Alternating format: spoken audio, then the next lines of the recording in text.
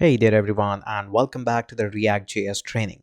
So far our training is going literally very smooth, and you have learned quite a lot of syntax and working workflows of the React.js, as well as you have learned to handle things like firebase and APIs and everything. Now it really makes sense that in the final two projects we actually dig up pretty much everything that we have done, as well as implement that in how it is being implemented in the real life.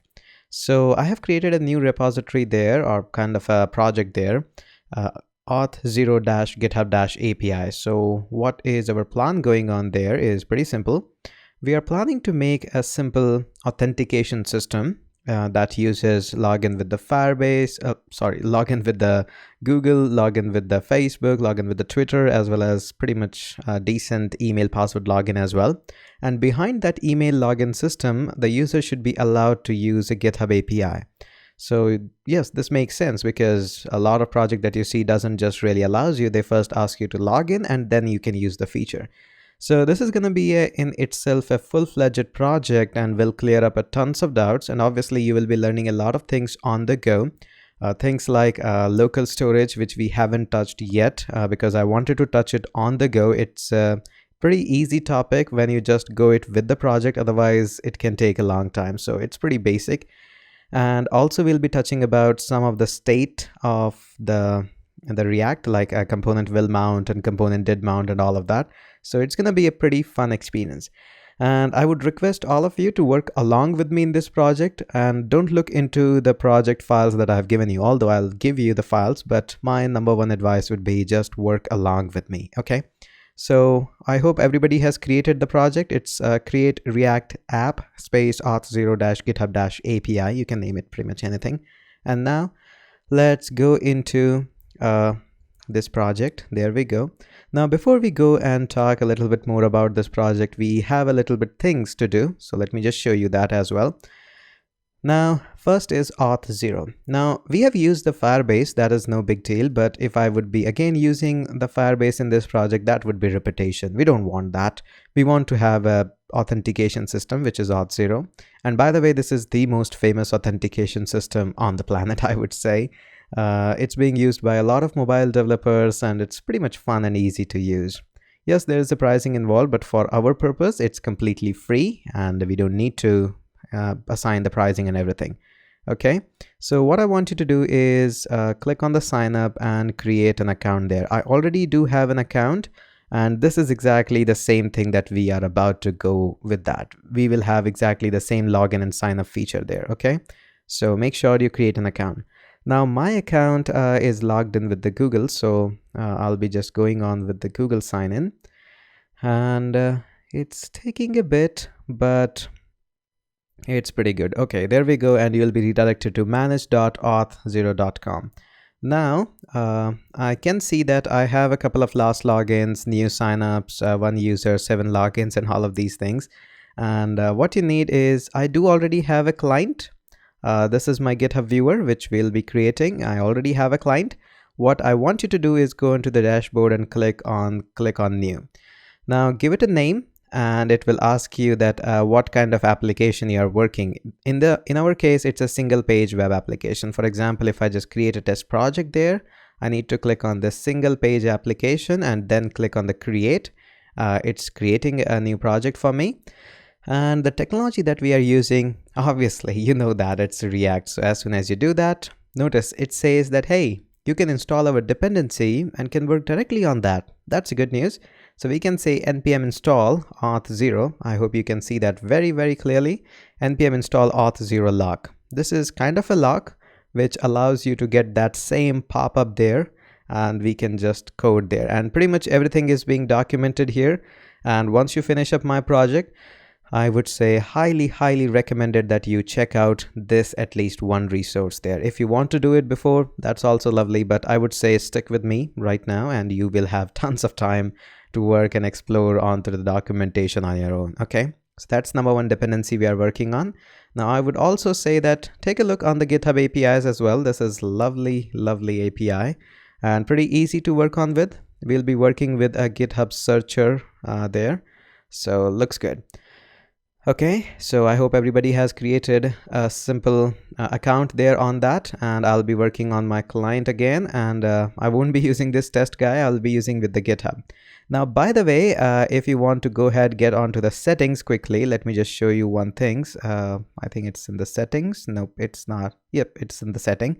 So go to the settings onto your client, and notice what we need is a domain, client ID, and make sure you put in the allowed callbacks URL and allowed logout URL. You put this guy as it is, http://localhost:3000, and same for the logout URL as well. This is very important. Without this, our app is not going to work. Okay, so that's one thing. Create an account and put allowed callback URL and logout URL to localhost 3000. Okay, now let me go back to the client and show you one more thing which we won't be using, but it's a good idea to have that. Now in the add-ons, you can see that you can add a tons of things, like you can also integrate it with the Firebase if you want to use the database of Firebase, but the login system of auth, it's completely possible. You can do so. And there are tons of other things which we won't be touching, but yes, it's a good idea to know about them. Okay, so pretty solid thing in here. And I have checked marked for my connection in here. Go to the Facebook, Google Auth, and Twitter. I have enabled all of them, and that will allow me to use them. Pretty easy. So now let's go back onto our code files, actually in the terminal, and have a few things in here. So we would be installing a few dependencies there. So npm install -- save so that it can save it in here.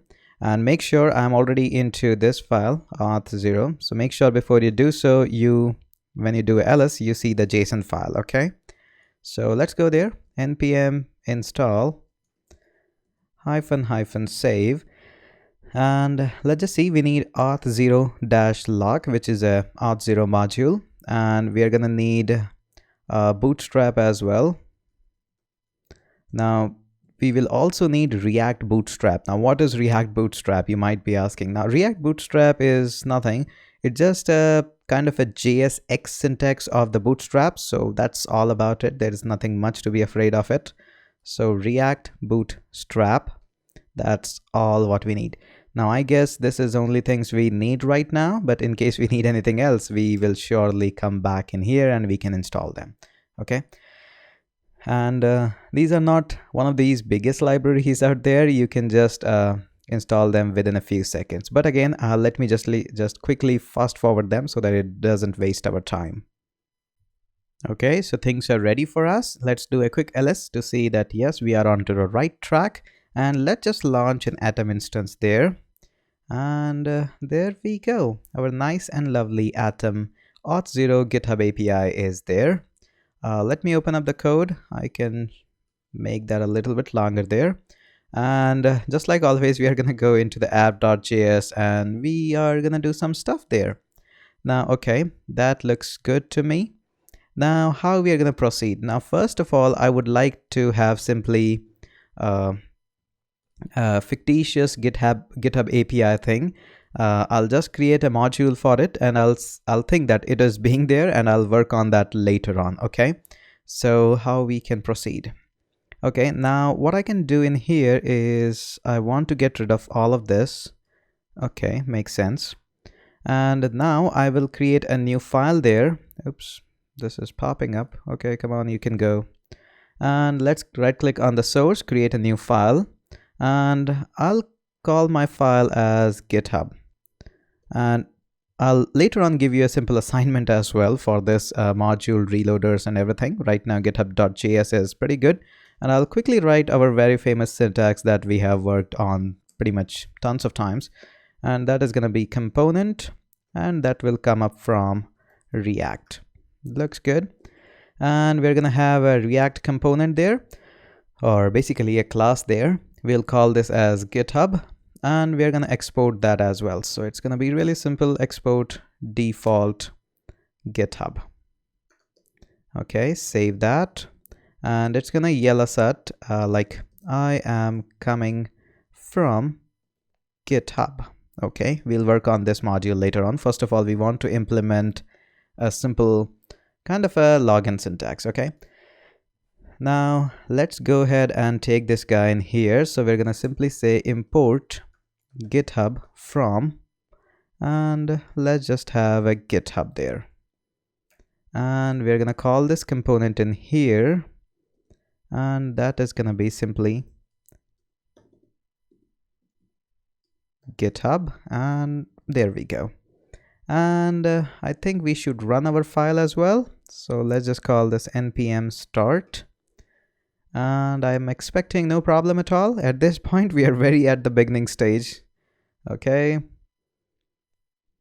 and all the things should be gone, and there we go. I'm coming from GitHub. You're most welcome. Okay, and let's just keep that aside. We don't need you right now.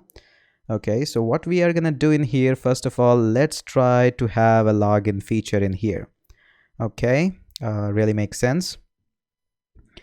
And we'll forget about the GitHub later on. We'll work on the API thing later on. First of all, we want a login syntax, and whenever we are able to log in, then only we should see this I'm coming from the GitHub. Okay, that's the goal number one thing at a time, and then we'll take on the things later on. Okay, now let's create a new folder, and in that directory we'll be putting all of our component, and later on we may work on the GitHub. Okay, so create a new folder there, and we'll be calling it as components. There we go, components, looks good. And in the components we will have a couple of things. So first of all, let's work on the header part, because our header part is going to have a nav bar. So let's go ahead and work on that. In fact, what I can do is copy up all the syntax from the github.js, and now I can create a new file in here, and I can call this as simply header.js, or you can call this as navbar.js as well, completely up to you. Okay, and let's use a multi-cursor and call this as header. Okay, looks good. Now in this header, first of all, I want to import my React Bootstrap, and this is going to be a new thing for you, but learning is pretty simple. And if you're coming up from any of the previous courses like a complete front-end developer or anything else, it would be just breeze. Or basically I'm saying is, if you're coming up from any Bootstrap course, this should be breeze. So let's just get a nav bar there, and let's call this as nav and nav item as well. And make sure the case sensitivity is really important. You can spend days in here just for the case sensitivity. Okay, and that will all be coming up from React Bootstrap. Okay, now finally what I would like to have in here is to render our simple nav bar. Okay, and nav bar will not have much of the things, so let's get rid of this division first of all. And the first thing we'll have is a nav bar. Okay, and let's duplicate that and close that. So we are having a nav bar. Now inside the nav bar we need a nav header, so this is going to be like nav bar dot header. Make sure H is capital there, common mistake for everybody. And let's duplicate that as well. And this is my navbar header. Now inside the navbar header we need a navbar brand, kind of a logo, most of the people that put there. So it's going to be simply navbar dot brand, again a B capital there, common mistake again. And let's close that as well. And this is going to have a logo. Right now we don't have a logo, so we are going to just say GitHub searcher there. That is our logo. Now we need to get out of this navbar header there, and then after we'll have some of the nav items. Okay, so inside the navbar I'll create a simple nav, and let's duplicate that and close that as well. Now inside this we will have just one button there, a nav item which says login.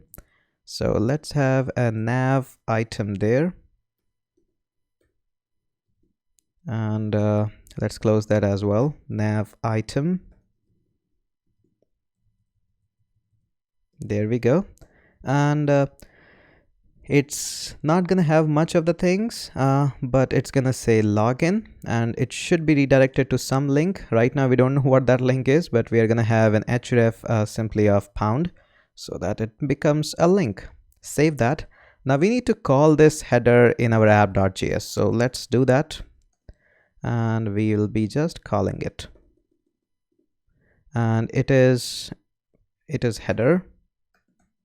But obviously our header is not directly here, it is inside the component. And there we go. And now what we will be doing in here is we'll be simply getting this guy, and this guy is gonna be called in here, which is gonna be header, and save that. And looks like we have some trouble. Okay, let's just see what kind of trouble we do have. I'll just shrink it in here.